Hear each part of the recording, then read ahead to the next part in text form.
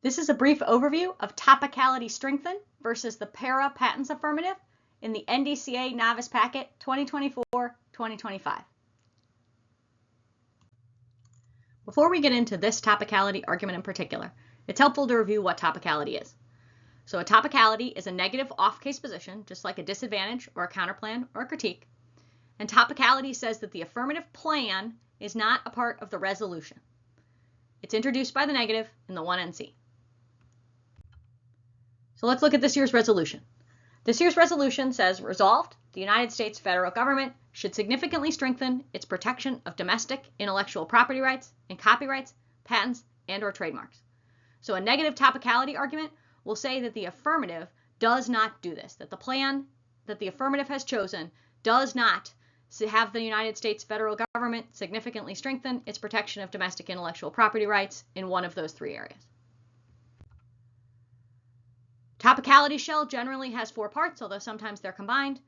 The negative is going to provide an interpretation, which is a description of what one or more of the words in the resolution means. Usually they're going to provide a definition to support their interpretation. They're going to have a violation, which is a short explanation of why the plan isn't a part of that interpretation. They're going to have standards, which are the reasons that the interpretation is good for debate. And they're going to provide a voting issue, the argument that the affirmative should lose if they are not topical. Let's look at this particular topicality argument. In this case, the negative is going to provide an interpretation that says the word strengthen in the resolution means expanding subject matter eligibility. In other words, in order to strengthen intellectual property protection in the area of patents, you have to make more things patentable. More patents occur after the plan. The negative is going to argue that PERA is going to introduce new exceptions to patent eligibility. So it weakens intellectual property protection, not strengthening it. They're going to provide two standards in order to support their argument. The first is this concept of extra topical. And extra topical, you might think means more topical, so that would be great. Like extra queso means more queso on your burrito. Unfortunately, extra topical is not like more queso. Extra topical means that while there are some parts of the plan that are topical, there are other parts or extra parts of the plan that are not topical. The concept of extra topicality says that every part of the plan has to be topical in order for the affirmative to be topical. Another key concept here is ground. Ground means the negative's ability to access core topic arguments. In this case, the negative is going to argue that all disadvantaged ground on this topic, all disadvantaged links on this topic, come from expanding patent eligibility, not narrowing it. So by narrowing patent eligibility, the affirmative has avoided the key arguments that make things fair for the negative. Finally, the negative is going to argue that topicality is a voting issue for fairness. It's important to have a fair debate, and for education. We can't learn about issues unless the negative reasonably can access those issues. The affirmative is going to answer this topicality argument, and their answers are pretty good. The affirmative generally can make four different types of answers to a topicality argument. They can say, we meet. The plan doesn't violate the negative's interpretation. You said we're not part of the topic in this way. We are. They can provide a counter interpretation by saying there's a different interpretation of the word the negative defines, and the plan meets that interpretation even if they don't meet the negatives.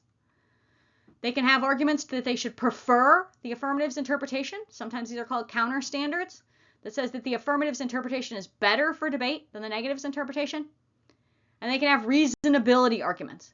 If the affirmative has a reasonable interpretation, the judge should prefer it.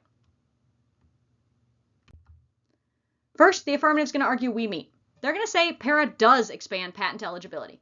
The only exceptions that PERA codifies already exist. There's no part of PERA that reduces eligibility. It just clarifies that some patents that are currently ineligible will remain ineligible. They're also going to provide a counter interpretation. They're going to say the word strengthen in the resolution means the net effect on IP protection. So if the plan overall strengthens, it doesn't matter if some small part of the plan doesn't strengthen, as long as it does overall. The affirmative is going to have three reasons to prefer their interpretation. The first is predictability. They're going to say the AF evidence is a more comprehensive study and so is a better understanding of what strengthen means in the context of patents. They're going to say there's no ground loss because the plan does strengthen overall. It does increase patentability overall, so the negative still gets their disad links. And they're going to say extra topicality is good because it gives the negative more ground and counterplans can be used to check the extra topical parts of the AF. Finally, the affirmative is going to say prefer reasonability.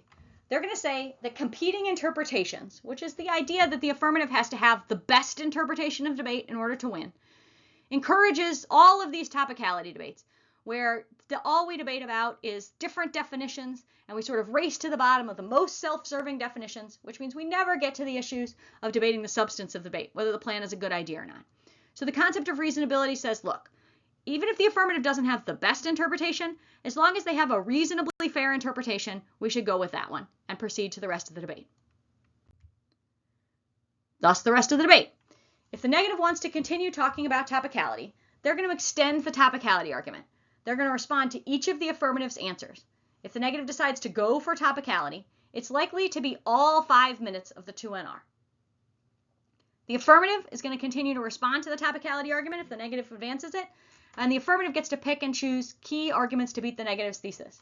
So the negative, in order to win topicality, has to beat every one of the affirmative's arguments. The affirmative only has to win one good argument, not every argument, in order to win. I hope this was helpful in understanding one of the topicality arguments in the novice packet. Happy debating!